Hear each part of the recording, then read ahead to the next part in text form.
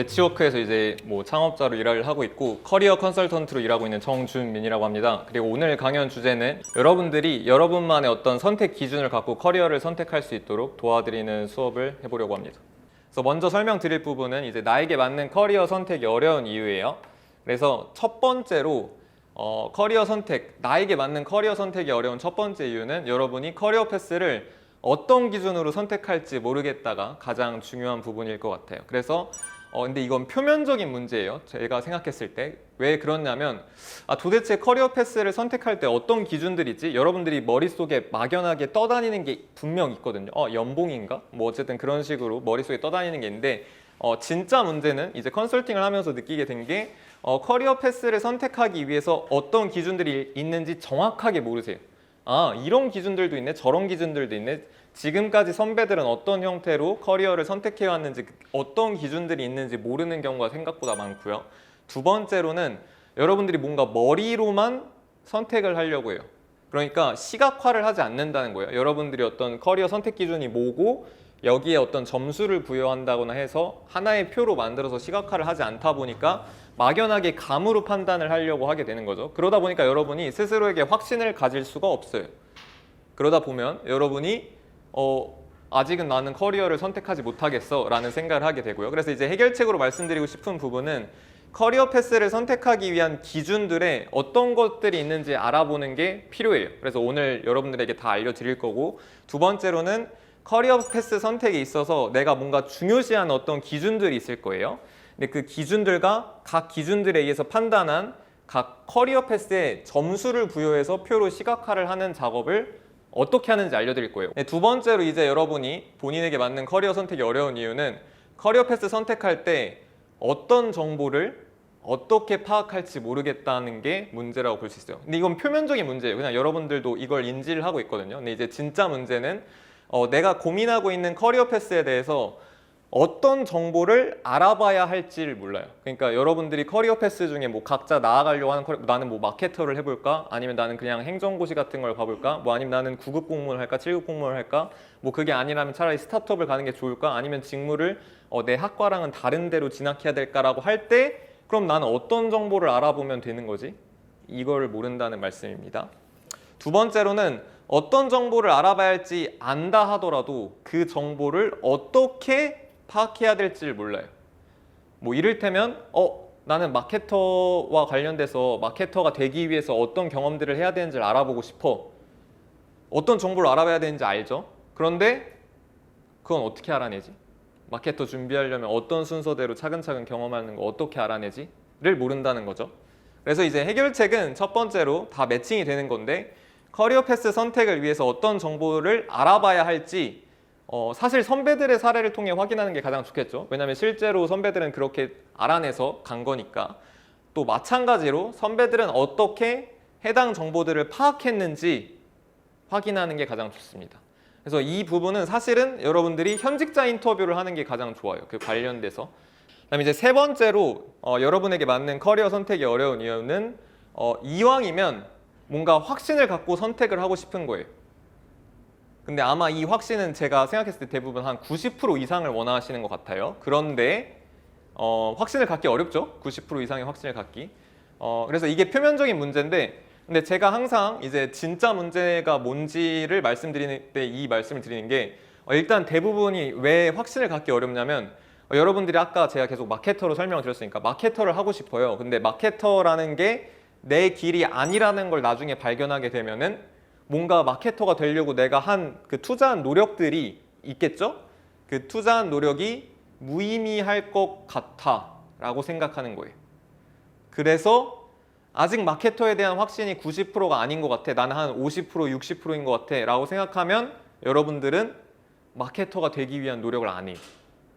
그냥 마케터가 되고자 하는 확신이 90%가 생기면 그때 가서 노력을 할 생각을 하죠.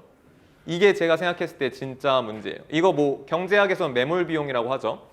그래서 이제 해결책은 여러분이 커리어에 대한 관점이 뭔가 어떤 아이폰으로 따지자면 뭐 저는 갤럭시긴 한데 어쨌든 아이폰은 프로토타입을 1000번 정도 만든다고 해요. 아이폰 완성본이 나오려면. 그러니까 프로토타입에 대한 개념을 말씀드리자면 뭔가 시제품 같은 거예요. 그러니까 그냥 가본을 만들어 놓으면 아이폰 디자이너들이 막 피드백을 해요. 막 고객들한테 인터뷰하고. 그래서 이게 별로야, 저게 별로야.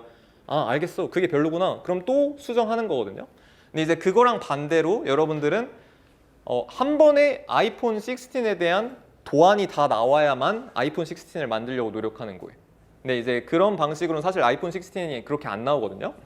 그래서 네, 이 부분이 되게 중요해서 좀 길게 말씀을 드렸지만 결국 해결책은 관점 자체를 뭔가 확신을 갖고 한다는 생각이 아니라 가설 중심. 이제 가설이라 하면 어떤 가설을 세우는 거예요. 예를 들면 마케팅이라는 직업이 나에게 맞는 직업이 아닐까? 가설이죠. 그럼 가설이니까 이걸 어떻게 해야 되죠? 검증을 해야 되는 거예요. 검증하려면 어떻게 해야 되죠? 내가 뭔가 해봐야 되는 거예요. 마케터가 되려면 뭐 직무부터 캠프를 해볼까? 뭐 대외 활동을 해볼까? 아니면 관련된 자격증 뭐 구글 아나리틱스를 따볼까? 이런 식으로 검증을 하게 되겠죠. 그래서 이 부분이 중요하다는 말씀을 드리겠습니다. 백과사전이라고 해서 커리어 패스와 관련돼서 굉장히 다양한 커리어 패스들이 있어요. 그래서 그런 다양한 커리어 패스들이 어떤 게 있는지 한번 살펴보도록 하겠습니다. 문과 커리어 패스 선택지 첫 번째로 그냥 이거 순서는 전혀 중요한 건 아니고요. 그냥 적어 놓은 거예요. 그래서 일단 여러분들이 어떤 전공이 분명 있으실 텐데 그 전공하고 무관한 전문직들이 있어요. 예를 들면 로스쿨이나 행정고시를 본다거나 회계사를 한다거나 변리사를 된다거나, 물론 회계사는 회계나 경제학과랑 연관이 있을 거고 행정고시는 행정학과랑 연관이 있을 수는 있지만 어쨌든 그냥 대부분은 전공하고 무관하게 이런 전문직을 선택할 수 있습니다. 그래서 여러분들도 이런 전문직을 선택할 수도 있겠죠. 두 번째로는 전공과 무관한 어떤 공무원이에요. 그래서 5급, 7급 공무원, 여기서는 소방공무원도 있고 경찰공무원도 있고 굉장히 다양한 공무원들이 있겠죠. 그래서 문과분들이 이렇게 전공과 무관된 형태로 전문직이나 공무원을 준비하시는 경우가 계시고요. 그 다음에 전공 분야 관련 전문직도 있어요. 그래서 여기 이제 경제 경영 쪽이 계실지는 모르겠지만 금융공기업을 준비하는 경우가 그렇게 해당되고요. 그 다음에 신방과나 이런 미디어 관련 학과에서는 언론고시를 보는 경우가 있고요. 그 다음에 이제 정치외교학과 같은 곳에서 외무고시. 근데 사실 외무고시나 언론고시 다 전공 무관한 직무일 수도 있어요. 그러니까 전공은 난 상관없는 건데 이제 언론고시나 외무고시를 보시는 경우도 있죠.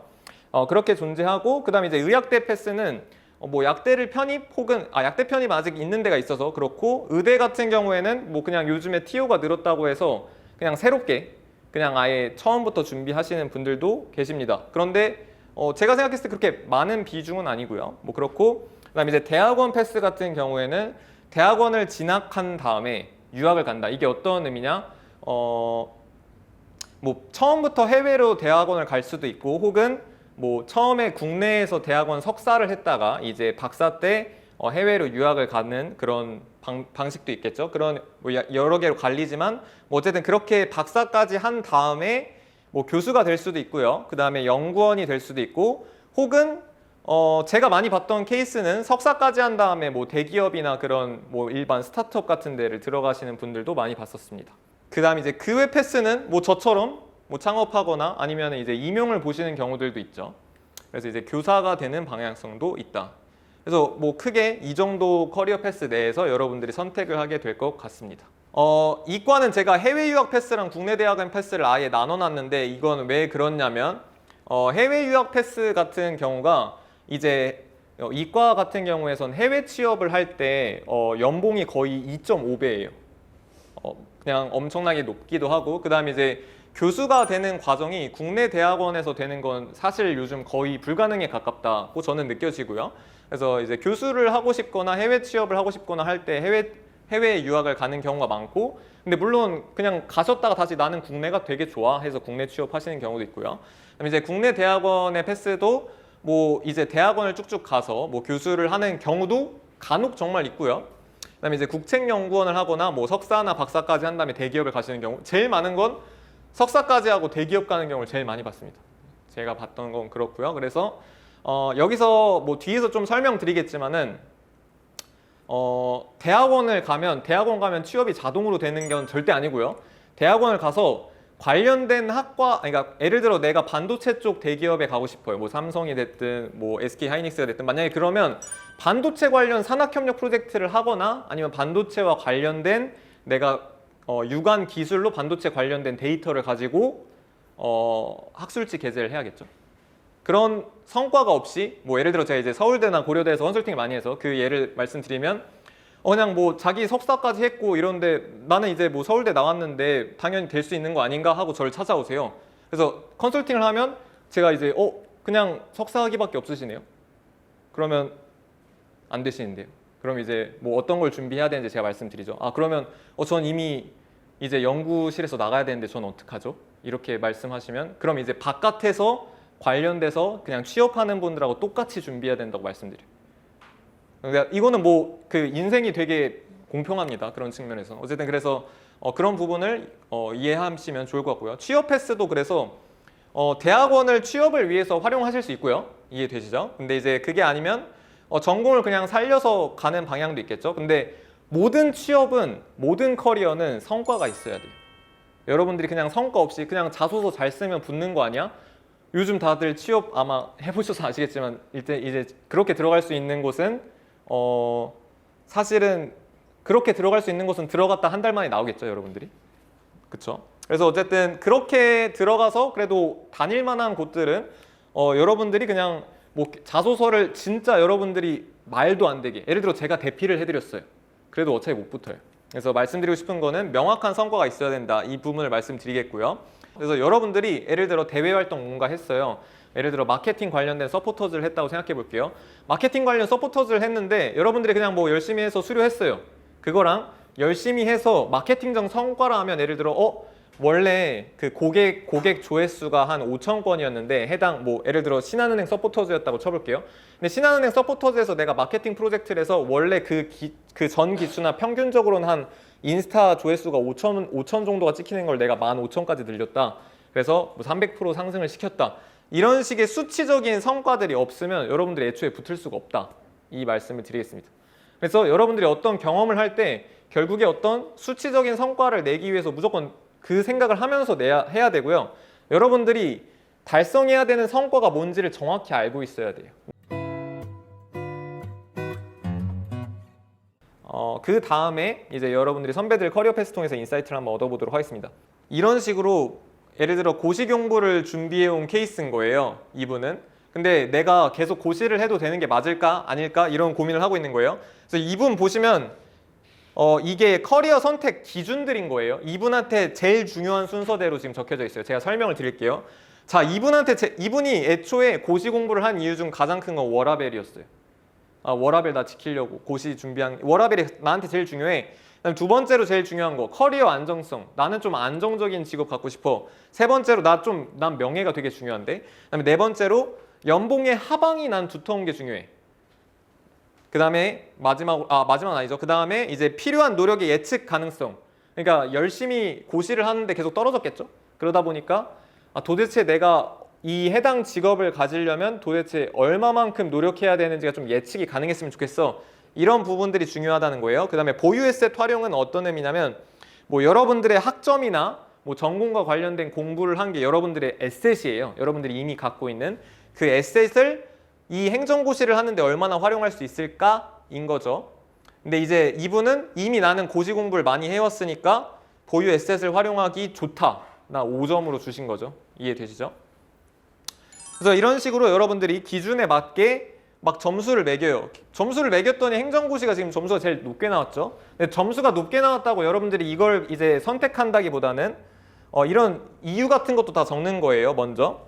자, 준비기간 경쟁률. 이분은 1년, 2년일 거라고 생각한다. 경쟁률은 매우 높지만 그러니까 주관적인 게 항상 중요한 거예요. 그냥 본인이 생각했을 때 뚫을 수 있다고 생각하면 이렇게 정 끄면 되는 거예요. 그 다음에 우려사항. 내가 행시 관련 재능이 있다고 생각을 하지만 경쟁률이 좀 빡세가지고 못 들을 수도 있지 않을까 막 이런 생각을 하고 있는 거죠. 근데 이제 이분은 이걸 선택했거든요. 그래서 선택한 이유는 정년이 보장된다. 워라밸도 좋을 뿐만 아니라 아이를 낳은 후에도 경력 단절이 안 된다. 이제 이분은 그 약간 여성분이었는데 경력 단절에 대한 고민이 되게 컸어요. 그래서 아이를 낳은 후에도 이렇게 고시 공무원이 되면은 경력 단절이 안 되는 게 좀 메리트라고 생각을 하셨고 행시 합격이 또 명예가 되게 중요했었죠. 충분히 명예롭다고 생각되고 1년 해봤을 때 더 1년 더 준비하면 충분히 합격할 수 있을 것 같다는 느낌을 받았다고 하죠.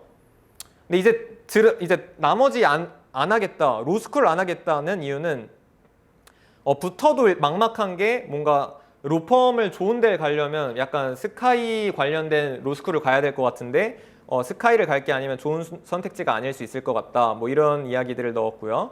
그다음에 이제 회계사는 워라밸도 좋은 편은 아니고 전공과 무관하다. 내 전공하고. 그래서 그 베이스 자체가 아예 없다. 그래서 합격하는 게 굉장히 힘들 것 같다. 그래서 이거 안 한다고 하고요. 그다음에 대기업. 뭔가 대기업은 이분이 생각하시기에 다 주관적인 거예요. 부품이 되고 싶지 않다. 이걸 왜 해야 되는지 모르고 머리를 쓰는 게 싫다. 이렇게 적어주셨고요.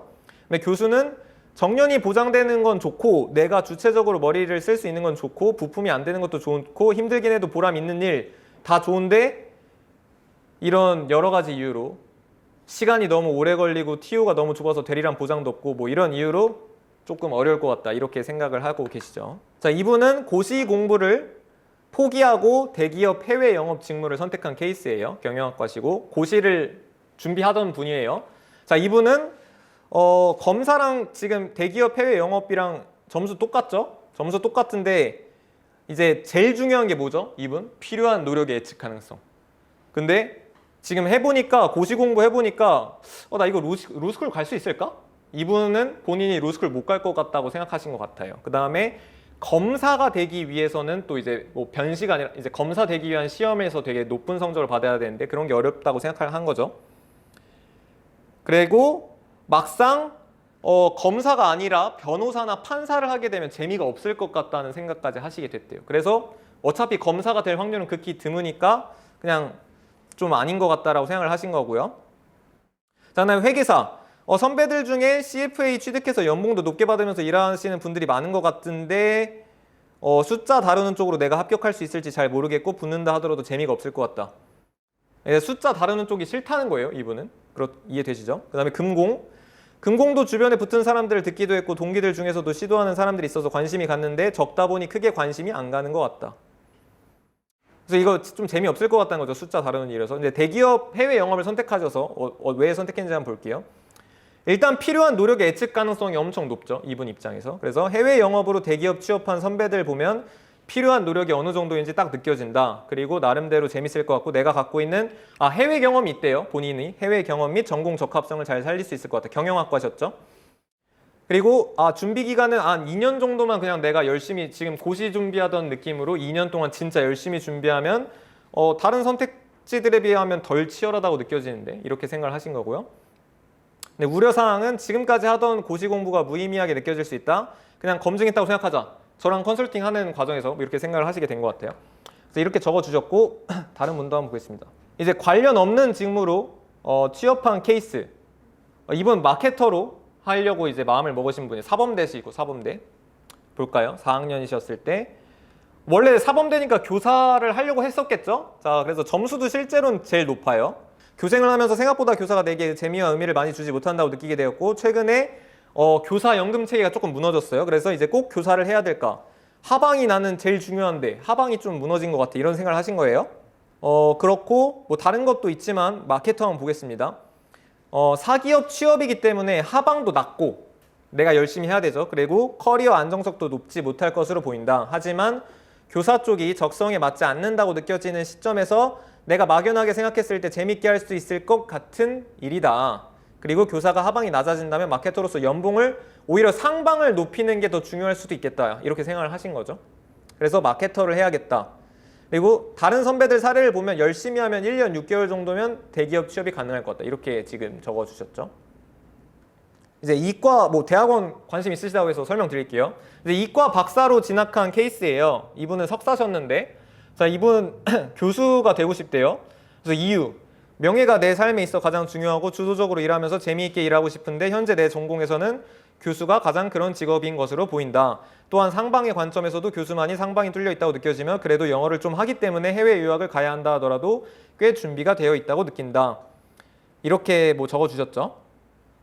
자, 그 다음 이제 이과 박사 진학 포기 케이스. 데이터 사이언스, 이게 제일 비슷하겠죠? 데이터 사이언스 학부세요. 자, 그러면 석사 대학원 4학기신 거예요, 이분은. 자, 근데 이분은 대기업하고 스타트업 이거 두 개 준비해야겠다. 이렇게 지금 생각을 하고 계신 상황이고요. 자, 근데 이제 박사를 포기했으니까 원래 교수 생각도 하고 있었겠죠. 해외 빅테크 쪽이나. 자, 이제 포기한 이유 한번 볼게요. 딴 건 다 좋은데 우선순위가 높은 이 준비기간 경쟁률, 그 다음에 당장의 수입. 그러니까 이분은 제가 컨설팅 했을 때 이분이 어떤 이야기 하셨냐면 나는 당장 돈을 벌고 싶은데 교수를 하려면 5년 이상을 걸려야 된다. 그런 부분이 좀 걸렸던 거예요. 그리고 경쟁 강도도 굉장히 높다. 이런 이야기를 하셨고, 마찬가지로 해외 빅테크 가려고 해도 박사까지 해서 뭐 포닥 어쩌고저쩌고 이렇게 하면 다 또 5년 걸릴 것 같은데 경쟁 강도도 굉장히 높고 수입도 당장 못 받으니까 선택을 안 해야겠다라고 간 거고요. 그다음에 이제 대기업이나 스타트업 생각하셨는데 오히려 이분은 스타트업 갈 생각을 하셨거든요. 이제 대기업은 어떤 이유인지 볼게요. 당장 돈 벌고 싶은데 이걸 가장 잘 충족시켜주는 것 같고 경쟁 강도가 그렇게 높진 않고 관련 산학협력 프로젝트가 있대요. 그래서 이제 준비 기간도 짧을 것 같다. 뭐 이런 부분이 있고, 우려사항도 한번 보겠습니다. 창업에 도움이 되는 업무 스타일, 이를테면 뭐 애자일 프로세스겠죠. 이런 거는 조금 다른 형태로 일할 확률이 훨씬 더 높을 것 같다. 근데 이분은 애자일 프로세스 일하고 싶은 거예요. 그래서 좀 싫은 거죠. 그다음에 스타트업 한번 볼게요. 당장 돈 버는 것을 잘 충족시켜주지만 대기업보다는 돈을 많이 못 벌 것으로 보인다. 그런데 나중에 이제 창업을 하고 싶으신 거예요, 이분은. 그러니까 그 관점에선 대기업보다 커리어 확장성이 더 좋을 것 같다. 커리어 확장성이 지금 기준에 그래서 들어가 있죠. 경쟁 강도도 낮고 원하는 곳에 충분히 갈 수 있다. 근데 이제 우려사항, 내가 들어간 스타트업 망하면 어떡하지? 이런 우려사항도 지금 있으시죠. 그렇지만 어쨌든 이분은 스타트업에 가겠다. 이렇게 선택을 하셨습니다. 자, 이제 문과 전공과 아까 제가 이런 UX 리서치 쪽도 설명을 좀 드릴게요. 문과 전공과 다른 곳으로 대학원 진학을 한 케이스고요. 이분은 이제 정치 외교학과였는데 UX 리서치라는 걸 해보겠다고 가게 된 거죠. 한번 보겠습니다. 그러니까 정치 외교학과니까 외교관 이걸 많이 생각하시고 7급 공무원 뭐 이런 거 생각 많이 하시거든요. 근데 그래서 한번 볼게요. 외교관은 다 좋아요. 다 좋은데 내가 못 붙을 것 같은 거예요. 이분 쉽게 생각하면. 그래서 외교관에 대해서 좀 점수가 그렇게 높진 않고요. 그래서 필요한 노력의 예측 가능성이 제일 중요한데 1점이죠. 이게 제일 중요한데 나한테는. 그 다음에 UX 리서치 한번 볼게요. 일단 필요한 노력의 예측 가능성이 높죠. 그래서 이유는 보유 에셋이 거의 없겠죠. 왜냐하면 관련 전공이 아니니까. 그래도 현직자 인터뷰를 통해서 어떤 노력을 하면 충분히 도달할 수 있다는 것이 느껴졌다. 또한 원래 사람에 대한 분석을 좋아해서 재밌을 것 같다. 왜냐하면 UX 리서치가 이제 유저 경험을 리서치하는 직업이어서 그렇고요. 그리고 나아가 커리어 유망성이나 연봉, 주도성 등도 높아 보인다. 뭐 이렇게 이것저것 검색해봤더니 이런 부분 때문에 이거 해봐야겠다라고 생각한 거죠. 우려사항, 보유 에셋 없이 준비해야 되고 대학원도 준비해야 된다. 그럼에도 불구하고 얼만큼 노력하면 될 수 있을지가 뭐 그래도 느껴진다는 거죠. 그래서 이거 해보겠다는 거죠. 네, 이거는 이제 이과 전공 외에 공부를 해서 취업을 한 케이스예요. 이제 화생공 분이신데 그냥 열심히 이것저것 관련된 경험을 쌓아야 되고, 첫 번째로. 두 번째로 그 관련된 경험이 성과로 인정해야 돼요. 인사 담당자 입장에서 이 친구가 확실히 고성과자가 될 수 있는 사람이다 라고 느낄 만한 성과가 있어야 돼요. 예를 들면 백엔드 개발자를 할 거라면 내가 원래는 속도가 되게 느렸는데 내가 백엔드 개발을 뭔가를 해서 데이터 설계를 잘 해놨더니 속도가 줄어들었다. 혹은 데이터 안정성이 굉장히 안 좋아서 버그가 엄청 많이 났던 서비스였는데 그 서비스의 버그가 원래 한 달에 막 20개씩 발생하던 걸 5개로 줄였다. 이해되시죠? 그런 성과가 있어야지 취업이 가능하다. 이렇게 말씀드릴게요. 고생하셨습니다.